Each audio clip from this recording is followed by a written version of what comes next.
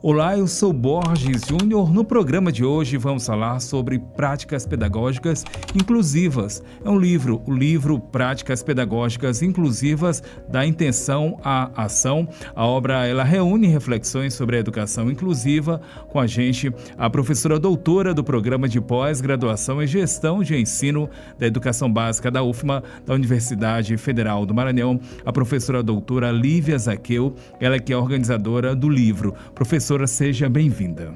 Muito obrigada. Olá aos todos os ouvintes da Rádio Universidade, do programa Rádio Ciência Entrevista. Eu agradeço aqui ao Borges Júnior e a toda a equipe aqui de organização deste programa. Começo lhe perguntando sobre a motivação para organizar essa obra. O que motivou a senhora? Bem, essa obra faz parte de um projeto antigo do Grupo de Estudos e Pesquisas em Educação Especial na Educação Básica. É um grupo que eu fundei em 2017, quando cheguei à Universidade Federal. Então, o grupo é um grupo muito proativo, nós já organizamos eventos científicos e realizamos um simpósio internacional, Intervenção Precoce na Infância, que acontece a cada 2 anos na universidade. Já temos um seminário na época da pandemia, também um projeto antigo nosso, que nós fizemos com a arrecadação de recursos para doações. Então, a partir de todo esse movimento que nós viemos fazendo durante esse tempo, nós amadurecemos esse projeto do livro. Então, esse livro representa também um sonho deste grupo, que é formado por aproximadamente 60 pessoas, muito envolvidas, dentre os quais nós temos professores que atuam diretamente com a educação especial e inclusiva nas escolas da rede pública municipal e estadual aqui do Maranhão. Agora, como é que o livro ele ajuda a transformar a intenção em ação concreta na escola, dentro do ambiente escolar? Sim, esse é o primeiro livro de uma obra que pretende ser uma coletânea com 3 livros. Então, neste primeira proposta, nós temos o quê?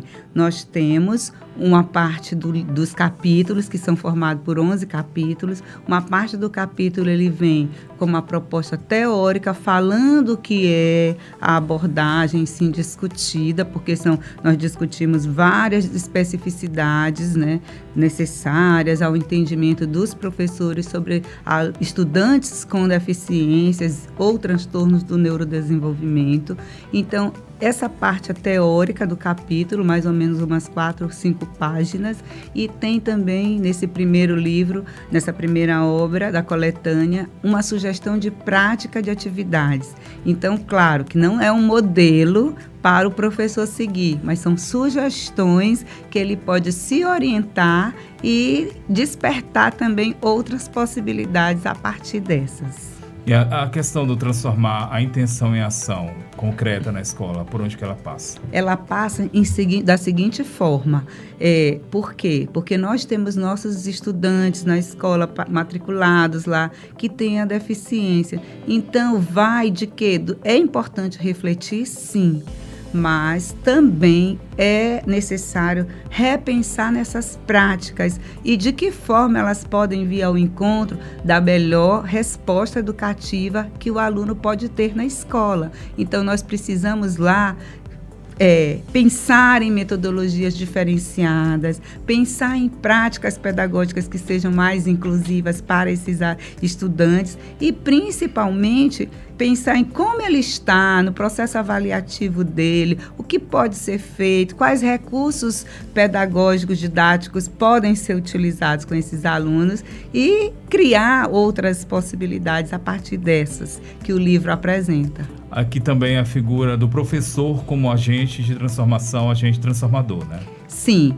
Tanto que nós acreditamos que a formação do professor é uma base para o processo de educação inclusiva. Se o professor não tem essa formação, criteriosa, para que ele possa agir com responsabilidade, porque o que nós defendemos é a inclusão sempre, mas essa inclusão que nós falamos é a inclusão com responsabilidade. E o que é isso? O que a professora está dizendo que é a inclusão com responsabilidade?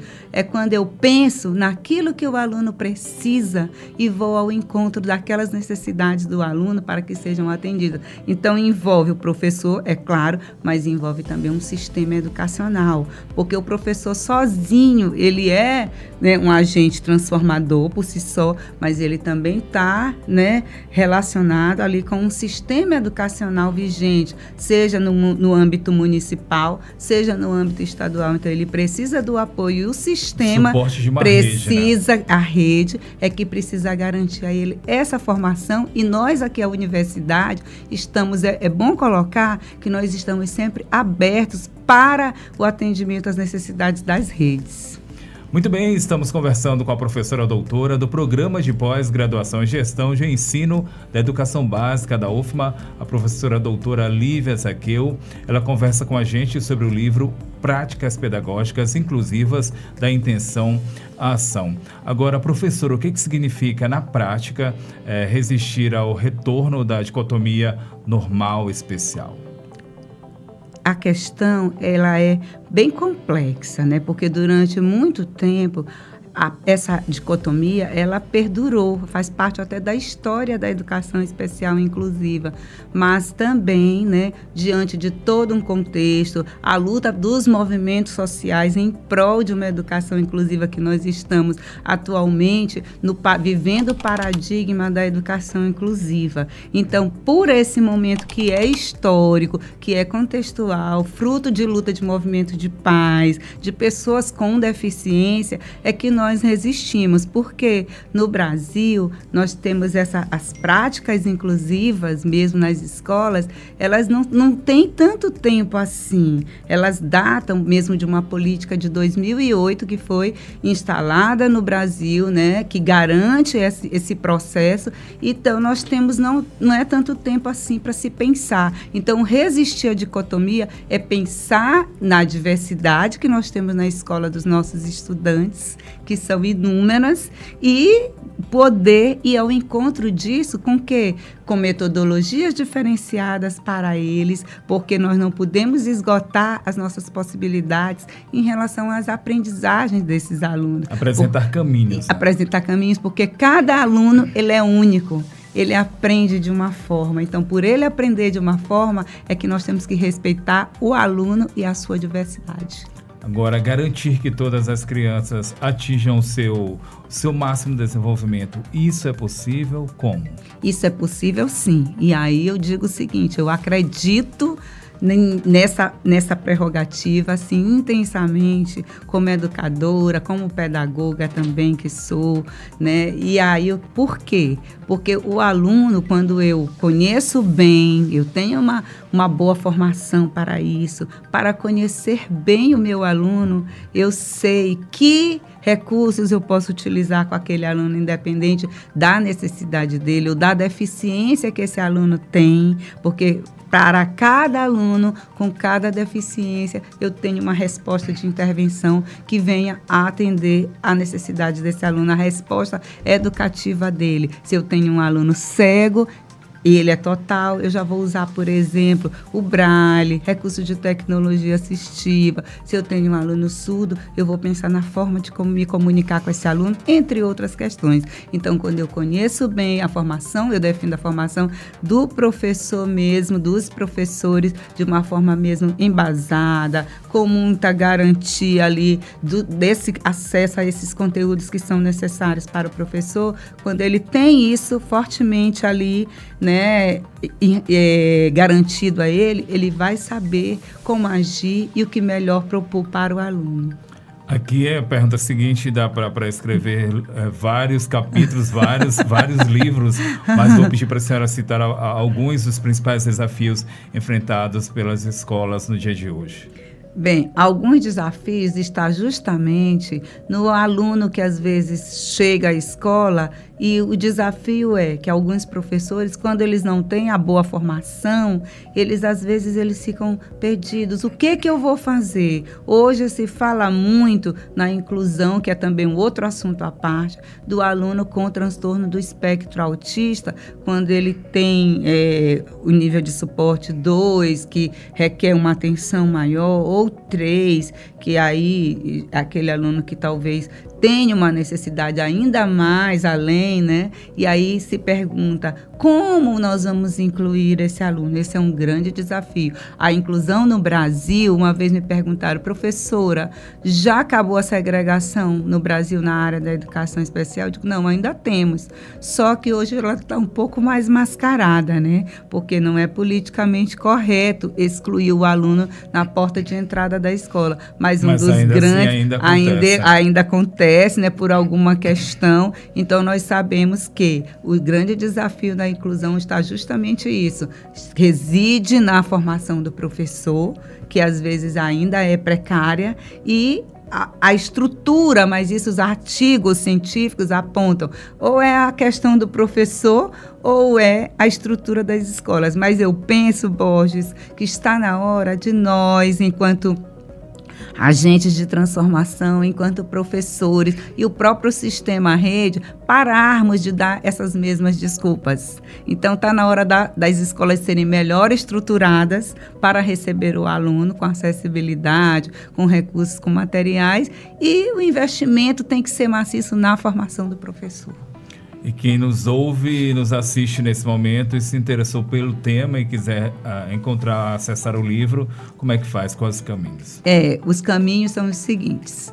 A princípio, nós fizemos esse livro, como foi um projeto de um grupo que ele é embasado, proativo e grande. Cada integrante desse grupo colaborou. É uma produção com financiamento próprio do grupo de estudos.